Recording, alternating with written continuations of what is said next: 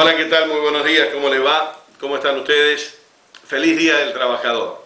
Un día especial, un día que además climáticamente ha ayudado para que los trabajadores puedan disfrutar de su día como corresponde, y un día como para hacer un pequeño análisis de lo que ha pasado y de lo que está pasando con respecto a los trabajadores. Lo que ha pasado, usted sabe, en otro lugar del portal, usted lo va a observar, hemos puesto la reseña que se puede sacar de internet en muchísimos lugares, que comienza antes de 1886, cuando ya había leyes para buscar el mejoramiento de los trabajadores, y por ejemplo había una ley en Estados Unidos que decía que todo trabajador no podía trabajar más de 18 horas diarias, salvo necesidades urgentes o de suma importancia. 18 horas por día. La ley exigía que más de eso no se podía. Imagínese si alguien trabajaba más de 18 horas por día, moría a los 30 años. Pero bueno, así fue el mundo siempre. Así siempre una poca cantidad de gente concentrada y que concentraba el poder del dinero y el poder mismo, por el poder mismo exactamente desde los estamentos gubernamentales, hacía que el resto de la sociedad del mundo viviera tan mal como ha vivido siempre. Ahora, las luchas han existido y uno podría decir, bueno, vayamos directamente al grano. 1886, 1 de mayo, aquella revolución que hicieron los trabajadores para reivindicar las 8 horas de trabajo, esas 8 horas que tienen mucho que ver con ese reloj normal y lógico que la Organización Mundial de la Salud, los congresos internacionales, todas aquellas instituciones y entidades que buscan el mejoramiento de la vida del ser humano en la tierra y en este paso rápido que tenemos por esta vida, vivamos bien. 8 horas de trabajo, 8 horas de descanso y 8 horas dedicadas al relax y a la familia. Se puede perfectamente. Hay que estar bien organizado y hay que quitarle el poder a los que tienen el poder. Esto no pasa por otro lado. Aquellas 8 horas de trabajo hicieron que en la revuelta, en la represión que se llevó a cabo en Chicago, murieran varias personas y a partir de ahí muchos países en el mundo, internacionalmente, el 1 de mayo sea considerado el Día Internacional del Trabajo. Paradójicamente en Estados Unidos el 1 de mayo no es el Día Internacional del Trabajo, ellos tienen uno de los primeros, creo que es el primer lunes de septiembre o uno de los días de septiembre, que lo tienen considerado como el Día de los Trabajadores, porque suponían en aquel momento que considerar el 1 de mayo como Día Internacional del Trabajo era reivindicar la lucha de estos trabajadores y darle poder a lo que ellos llamaban el anarquismo y al socialismo, y entonces era como contraponerse a las decisiones que habían tomado. Hay otros países, sobre todo los de descendientes de Inglaterra, no tienen el 1 de mayo como el Día Internacional del Trabajo. Bueno, desde aquel entonces, 1886, hasta hace, yo diría que durante 100 años, ha habido avances en cuanto a las reivindicaciones laborales de los trabajadores.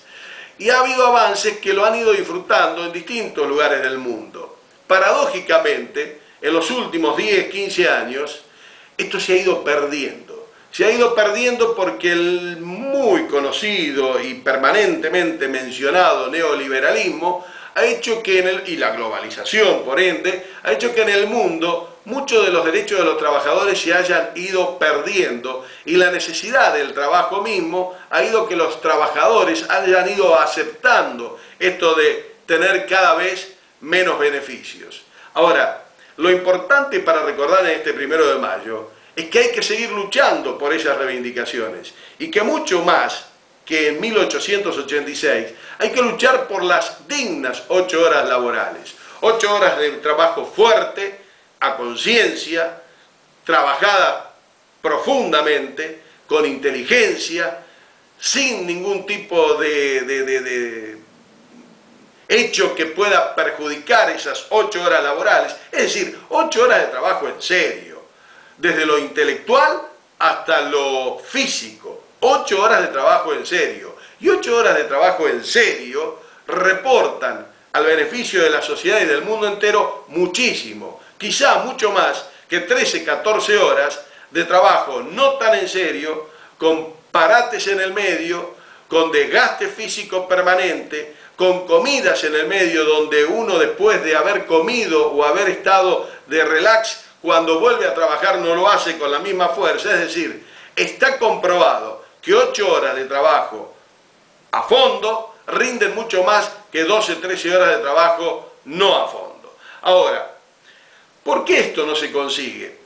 Porque la globalización ha hecho que se vaya utilizando la necesidad de los pueblos.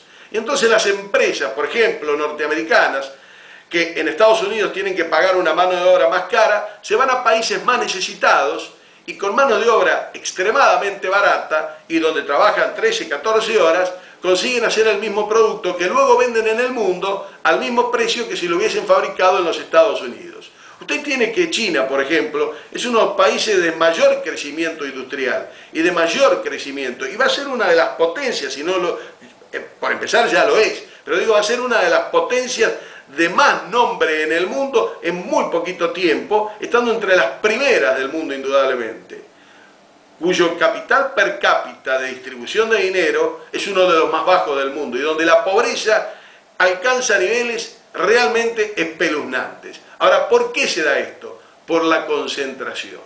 Podríamos hablar de otros lugares y podríamos hablar de otros hechos.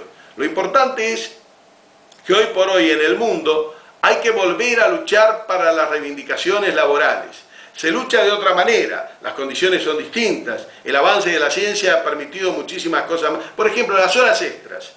Para quitar la distribución del dinero en el mundo, uno de los temas más importantes para tener en cuenta para la redistribución del dinero es que las horas laborales sean las que deben ser, 8 horas. Y entonces estaremos dándole trabajo a mayor cantidad de gente. Claro que cuando uno dice esto, también piensa que al empresario le va a salir más dinero. No importa, los empresarios ganan muchísima plata, a tal punto que es posible cambiar las horas extras de los trabajadores por mayor cantidad de trabajadores. Y usted dirá, bueno, pero es que el trabajador trabaja horas extras porque necesita ganar más. No, no, lo que hay que hacer es trabajadores con 8 horas de trabajo, a fondo, totales, bien dedicadas a ellos, con un excelente salario.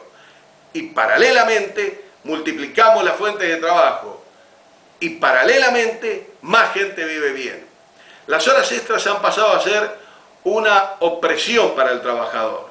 Necesita hacerlas porque si no, no puede vivir. Y cuando algo pasa, las horas de trabajo se quitan y el trabajador sufre porque se encuentra con un salario miserable. Muchas de las reivindicaciones que se habían logrado se han ido perdiendo. El trabajador hoy no está en las mejores condiciones en el mundo entero. Hoy el trabajador está perdiendo muchos de los logros y los acepta porque los indicadores dicen que es necesario trabajar porque si no se trabaja no hay posibilidad de crecimiento. Ahora digo, ¿de qué manera el mundo podrá ir cambiando? No hay otra. Aquella lucha de hace 100 años, traída a los tiempos de hoy, con los mismos personajes, la concentración de poder del dinero y del poder por el poder mismo, y el gran capital del trabajo tendrán que estar enfrentados, a lo mejor dialogando, pero enfrentados en las posiciones porque la concentración sigue existiendo. Y entonces uno tendrá que seguir peleando y luchando. Por eso este 1 de mayo hay que tenerlo muy en cuenta, porque estamos en una etapa donde los trabajadores deben seguir luchando. No se ha conseguido el mejoramiento del trabajador en el mundo. Lo que se había conseguido en los últimos años del neoliberalismo y de la globalización se ha ido perdiendo. Hay que seguir luchando por muchos 1 de mayo más para que el trabajador vuelva a festejar su día con total felicidad. Hasta la próxima.